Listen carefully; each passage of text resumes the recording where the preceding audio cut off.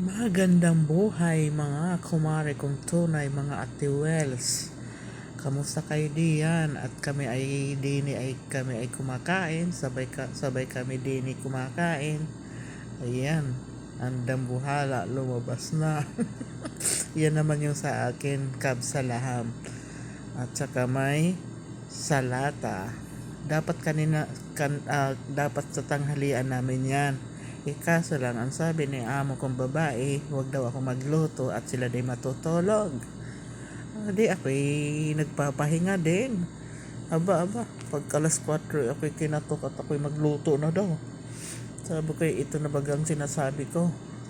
Di ako'y pandalas pagluto. Lumabas tong aking among lalaki. Sabi niya, kalas. Sabi, anong kalas? Kayo maghintay kayo dyan. Dapat kanina, shout out day kay Boy Ebat Channel.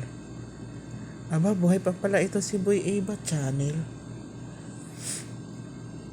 May pa-shout out pa si Madam. Pahiyar-hiyar. Kita nantiyan at sa barin daw ngayon ay malamig, kaya yan ay naka-jacket, tapos nakailalim yung jacket, tapos naka-t-shirts, nasa ibabaw ang t-shirt. Diba? Shout out kay Bim Vlogs. Ayan. Sige, daan lang kayo. At isa-shout ko kayo diyan sa aking pagbablog. Ayan. Tumindig na diyan. Kung ano bagang hinahanap niya diyan at ba't tumindig. Ako bagay nagsisimula na naman na rin aking sipon. Hindi naman ako nagwawalis kanina at ako'y namalansa lang. Nagpunas lang pala ng nguso. Shout out kay MVP Senior Vlogs.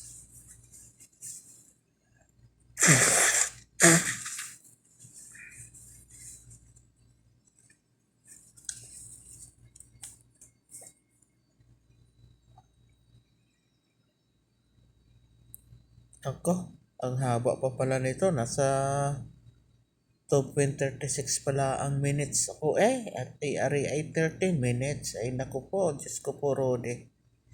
Akala ko kanina naka-record, hindi pala.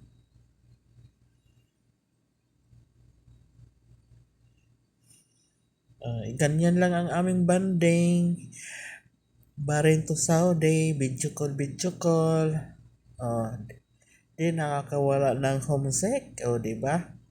Paraan lang yan, mga ka-OFW diya.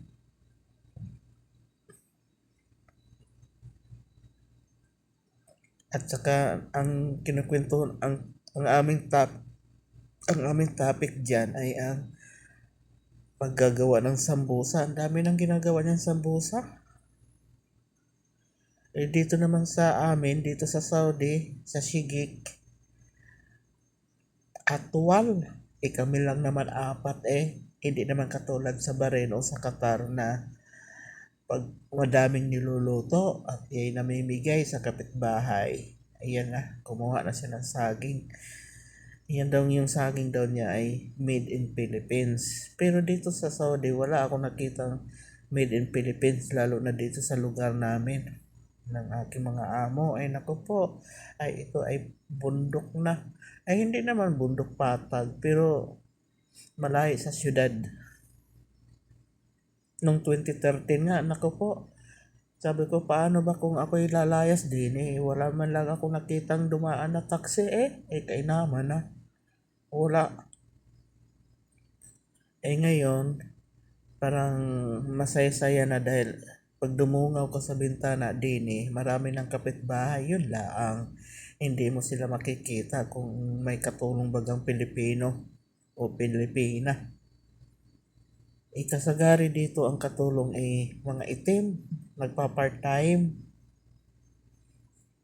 Yan, maghuhugas na yan dyan. Ako hindi pa ako tapos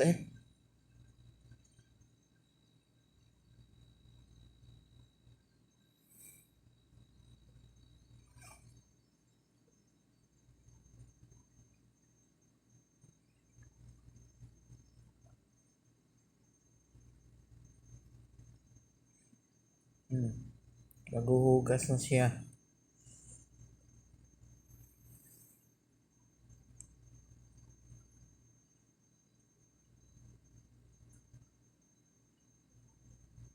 Mabuti yung kanyang kusina ay nasa labas, ang dirty kitchen. Pero sa loob ng bahay, may kusina din. Pagkatapos niya magluto, dadalhin na niya ang kanyang mga niluluto doon sa loob ng bahay. Ay okay na siya dyan sa kusina niya.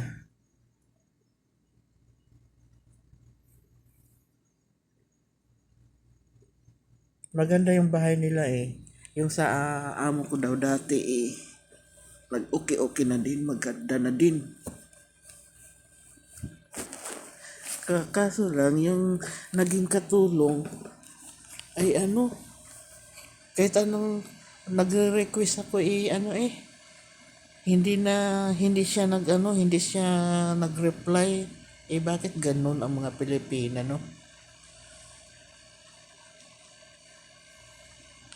Tapos, ang sabi pa niya, siya daw yung pinakaunang katulong ng aking mga amo.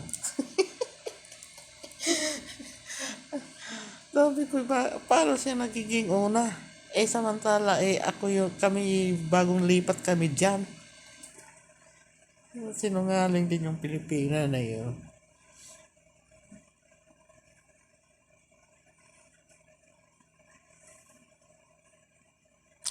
Oh, shout out kay Zubin Colamar TV.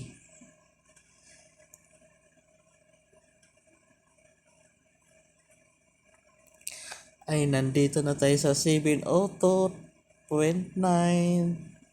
Malapit na tayo mag-end.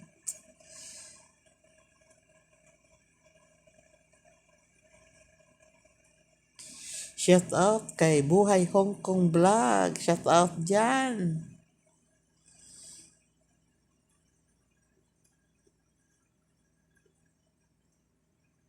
Maganda talaga pag ang kusina mo ay may kabinet na.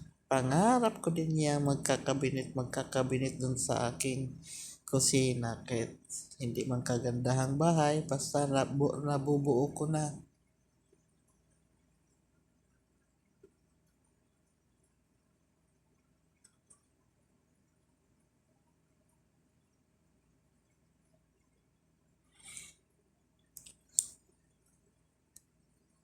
Ay, ako inaantok na din sa pag-voice over nito.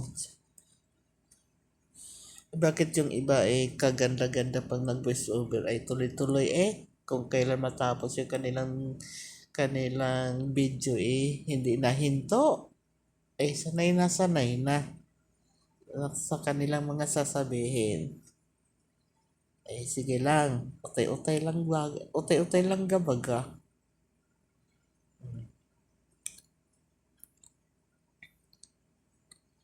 Ang magaling ito at tapos na Siguro papunta na sa kanyang kwarto.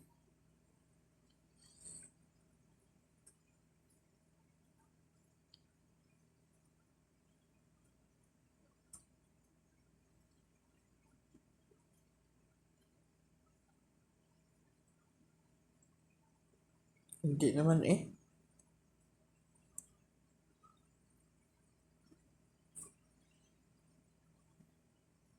Diyan pa rin sa kusina.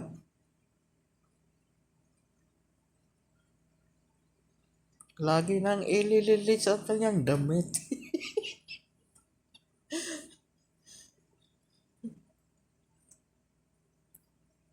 Magandang araw mga kumare. Kaya pala tawag ng tawag to si Angie. At may ibabalita pala siya sa akin. Kami daw ay maglilinis nga doon sa bahay ng kapatid ni Sir. Ni Madam. Hindi naman bahay, Kema. Kema pala, akala ko Yema. Iyon. Ngayon, ang nakakita pa sa kanya, yung aking alaga, nakadungaw sa bintana. Sabi ng alaga ko, Wilma, nandun si Angie sa baba. Sabi ko, bakit? Puntahan mo. Hindi naman nila alam na tumatawag na sa akin nga, nakausap ko na. Sabi ko kumakain pa ako di, tinapos ko yung aking pagkain, tapos katapos hinugasan ko.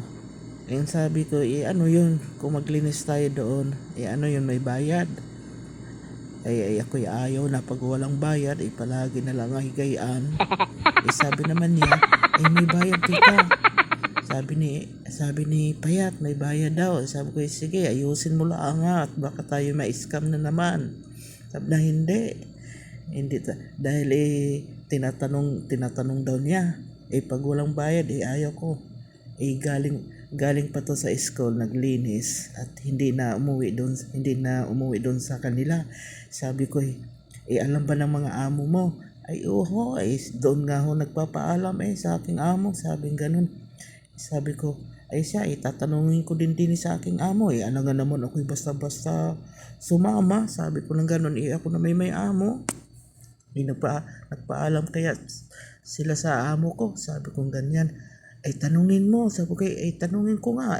Alangan naman, sila ang mag-aano sa akin. Hindi ko naman sila mga amo. Ngayon, tinatanong ko si amo kung babae, madam. Saan kayong coffee shop ni Ali? Sabi, kami daw maglilinis Sabi niya, ha? Puro lalaki naman doon. Bakit kayo maglilinis? Baka hindi. Baka sa Kema. Sabi ko, saan ba yun? Malapit lang din doon sa kanilang bahay. Sabi ko, gayon baga. Sabi ni Angie daw, sa shop daw sa coffee shop. Hindi, sabi ni amo. Alam ka ninyo, madam, na ano? Oo, sige. Walang problema, sabi ng aking among babae.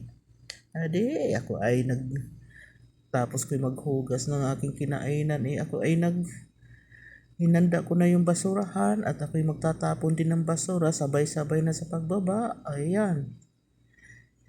Ako'y nag-abaya na. Ngayon, ang sabi pa ni madam, intayin na ninyo at wala pa si Ale. Paparating palaang. Sabi ko naman, doon ko na ho intayin sa baba at nandoon na ho si Angie. Ayun, thank you for watching, mga ka-reels, mga kumari kong tunay. Bye-bye!